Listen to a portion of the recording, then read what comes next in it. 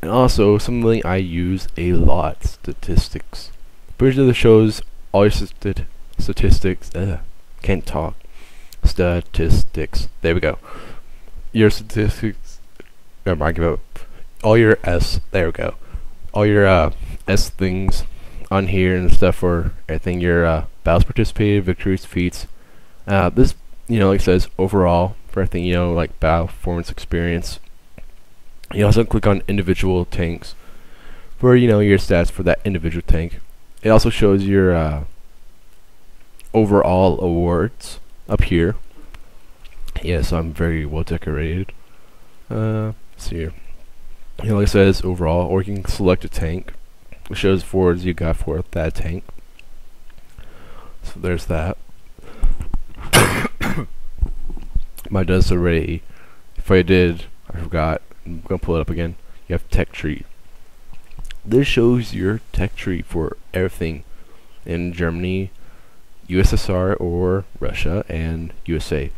Now they're going to be adding other ones like French, Japanese, and I think also British, and maybe some more tech trees, but since this is beta, this is all they have so far. You'll notice I've done a lot more in Germany than everything else. I'm a German tank guy, to be honest. Mostly medium tank and heavy, but I actually started as a tank Duran.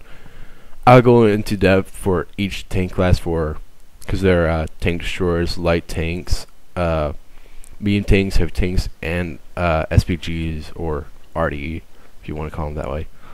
I'll go in more in depth later. So yeah, pretty much this shows you what each tank leads to, with the arrows and all that nice stuff. Some tanks lead to multiple different tanks. For example, the Light Tractor, your starting tank, pretty much. It can take you to the RD if you research it, the Panzer II, and pretty much, a bunch of different tanks. It's nice stuff. Shows you all that.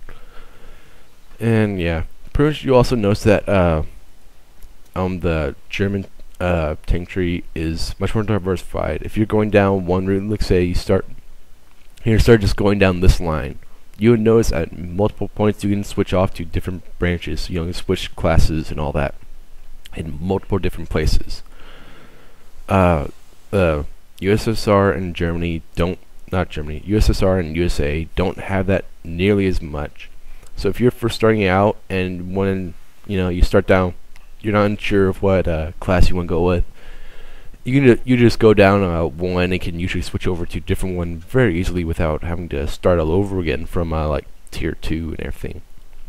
Very nice. You can't really do that in the American or Russian trees. You can do it a little bit, but not near as much or as easily. Because it's like up here, tier 5, you can still change classes and everything. It's very nice.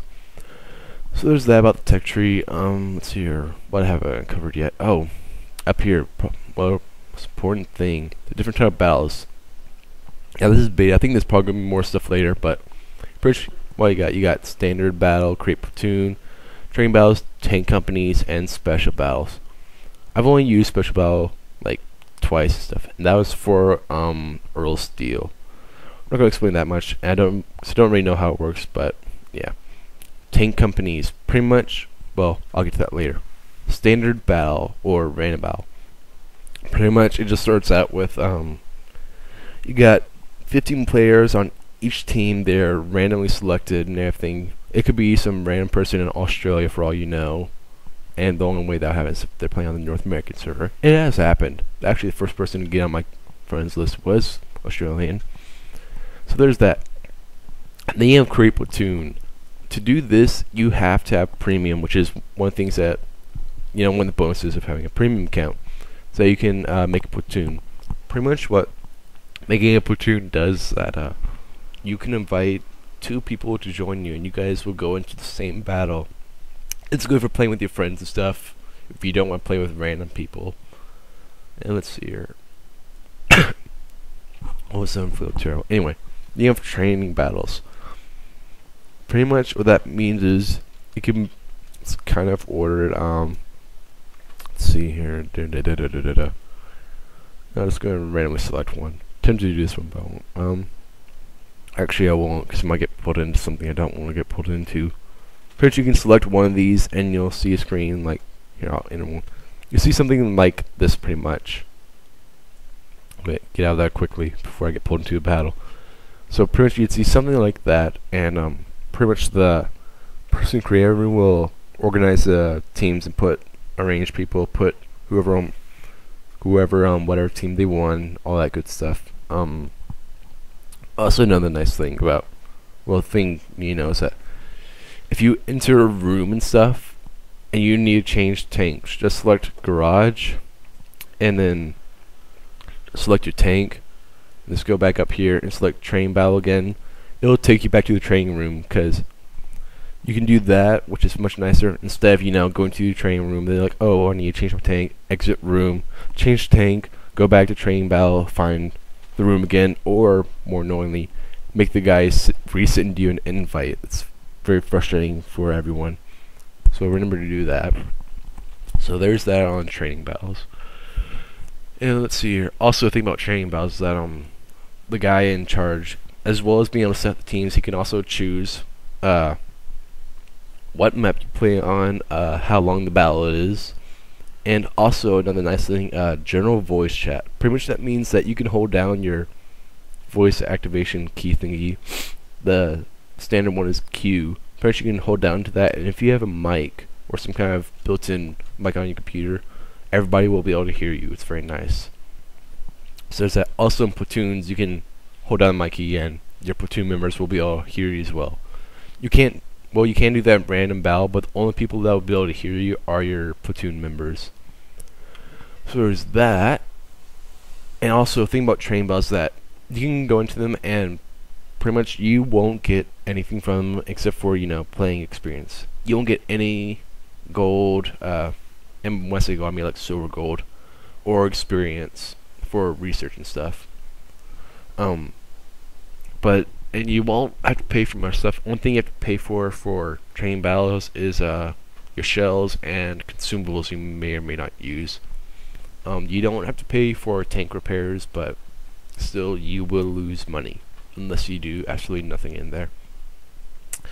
Moving on. Then you have tank companies. This is kind of like training battles, only not. The similarities are that pretty much it's good for getting a large group up to 15 people all in one group. And then you can pretty much do the same stuff as tank company. Training battles and select tank, blah blah blah, all that good stuff. Let's see here. Let me think for a second. Oh yeah. So pretty much you can oops, I should have covered that. You can select tank companies and you go down into here and there isn't anybody on. That's because tank companies for the moment are broken. What that means is that the matching system is terrible.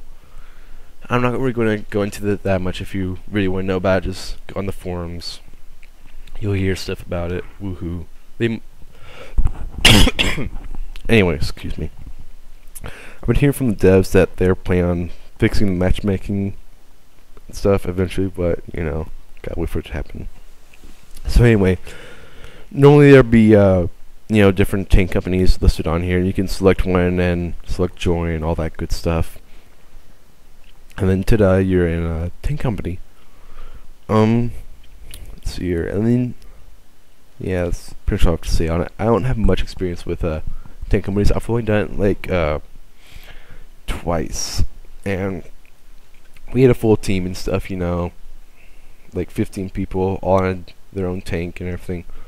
I was in my Panzer III. If you look at, never mind, it's an inside joke. Well, I call it a pill. Kind of just a name acronym thing. Anyway, before I get off topic, it's pretty much a tier 3 to 6 tank tier team of 15 people. We were in the waiting queue for about 10 minutes. We were trapped there until we could actually play, because and we finally did get into battle. We're going up against tier 10s, as you can imagine. It didn't end well. However, we did get experience and credits for it, so it wasn't a total loss, but it's very frustrating. Pretty much when you're in a tank company and you're in the waiting queue, pretty pretty much you can't leave, unless the person in charge who said, start the thing and everything, actually leaves. You're stuck in it. Even if you, exit out of your game and everything, wait a bit, come back on, it will just resume. You'll still be in there. Is the hotel you cannot leave until you're dead, or somehow won. But yeah. Anyway, moving on.